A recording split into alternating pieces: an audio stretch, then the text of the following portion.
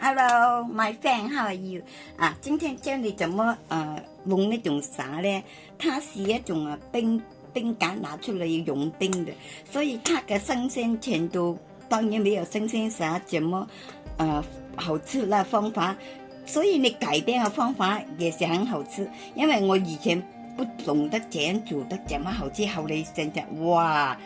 最冰干拿出嚟嘅時候咧，嗱，呢殼咧擺咗用冰擺咗咗之後咧，嗱樣樣嘅呢個殼頭嘅殼都不要啦，嗱留一點點啦㗎，咁然後怎麼做啦？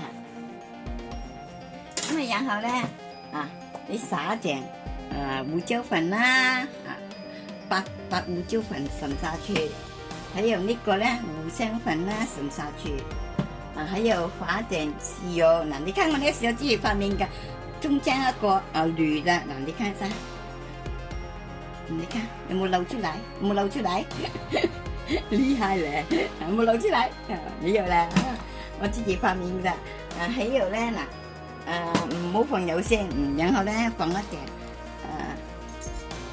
呢種咧就是鷹粟粉加一點點就夠噶啦，一小匙羹。呢個麵粉加小匙羹就夠噶啦嚇，咁加差唔多一次，然後咧將它用筷子攪它啦嚇，攪了咗之後咧咁然後咧你有個烘盤咧，最後咧你用一個盤咧，譬如說我剛才烘了嗱，你看粉得很大支的，縮水了沒關係，越縮水更好，它比較嗰粒沙咧比較爽口，唔會出嚟好似。以前我不會做好像個坨粉這樣，很難吃。所以現在用呢個方法煮咧，哇，嗰粒沙咧雖然縮得很厲害，縮了差不多四分之三縮下去嘅啦已經，不好，它吃起來係爽口嘅，不會軟軟啦。咁然後咧將呢種咧譬如說我烘將呢種一烘過來啦，呢個盤子咧越厚嘅盤子越更加好。然後咧，我們咧咁你拿一個木鏟啦，晾住個晾點啊，你不想洗麻煩嘛，咁倒一點油，生一點油然後咧拿個雲咧倒出來啦嚇，我拿一個雲倒出來，拿一個呢啲咁嘅雲，呢種咁嘅雲倒出來啦 ，OK。咁然後首先好像將它洗過臉咯，即係後過你沒有洗，但是你不想洗個盤子嘛，麻煩嘛，沒有這麼多烘盤要浪費時間嘛。咁啲油咧盡量啦嚇，盡量刮出表面嗰層咧，煮麵豉也好啦，煮菜也好啦，加上去啦，當係切飯嘅時候咪用啦。就是咁樣刮，所以拍短視頻就麻煩了，唔夠時間用。所以長視頻呢，你們看到好多東西，也可以看得清清楚楚給你了嗱。用木嘅鏟呢就不會傷害個盤子嘛，因為木嘅可以吃嘛。咁樣盡量啲油將它鏟出最鏟出嚟嗰啲油加上去，我唔浪費時間啦 ，OK 我要烘涼茶，不用需要太乾淨然後咧倒出嚟啦，一陣間淥麵也可以㗎，不會浪費。我不喜歡浪費嘅，因為衝過來就知道窮人病嘅。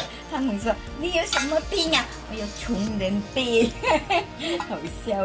有個婆婆以前我說婆婆為什麼你這麼節省啊？我知道你有窮人病嘅嘛，我笑死啦。咁然後咧然後倒一定做下去，我將呢個烘盤不夠熱啦不夠熱啦，烘熱個盤子最糟啦烘熱盤子最糟，我烘熱盤子先最糟。我將個盤子不用浪費時間啦我快多了沒關係，等它最咁拿咗個盤子出來，拿出嚟之後咧然後咧將剛才咧呢度烘好的呢度咧就準備你等一下飯也可以，不飯也可以，有時我懶得不飯它咯。如果是蝦子小小嘅，我隨便你飯一沙它比較油比較好吃好看咯，隨便你咯這樣啦。烹下去，唔好浪費啦。呢種咧一種切咧，唔好豆沙轉靚得很厲害，所以變成咧嗱呢度陣間我哋煮菜啦嚇，做個湯也可以啊。這樣等一下咧烘好咗之後咧烘好咗之後係要給你看的最多，我不認識。烘一下，也不需要等它定先啊。咁啊，然後咧我再將它拿出來。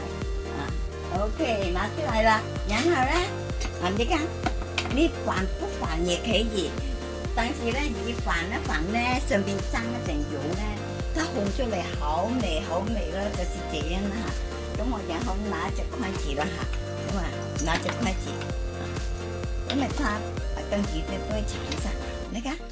沾到點油了，咁啊餅一下，餅一下，它比較熟到油烘它，就比較好吃好香咯，好香咯嚇。咁啊然後咧嚇，將它咁啊餅一下，因為它有油在上面烘出來咧，也是係不錯，它比較爽口啊，比較好吃啊，我聞到一種香的味道，就是這樣啦嚇。所以你看，還有給你看啦。為什麼你對比一下，它比較小很多了？你看，剛才很大隻的哈，因為它呢收縮了，所以當我們不是用那個方法煮，不好吃，有啲小粉粉的，很惡心啊！用什麼方法？但是怎麼去炸呀，也是麻煩嘛，逼出啲油出來，所以用呢個方法呢又好吃，呢個沙鹽啊，它比較好像呢個沙鹽呢。它比較爽口咯，因為它縮小了咗之後咧，它比較吃起來好像脆咁，很好吃很好吃。所以你看對比一下，為什麼這麼大隻紅到這麼小？就是大就唔係重要，吃起來它爽口嘅，不像我們如果你冰醋拿出來去煮咧，它通常來說咧，呢粒沙咧它比較軟，好像粉嘢不好吃啊，很難吃啊，吃到真正嘔的。所以用呢個方法煮出嚟縮小了沒關係，它就爽口嘅。記得啦，加呢種胡椒粉、胡椒粉啦，還有呢種我自曬嘅芥嘅油啊，你看不會流出來㗎。OK，拜拜，開餐。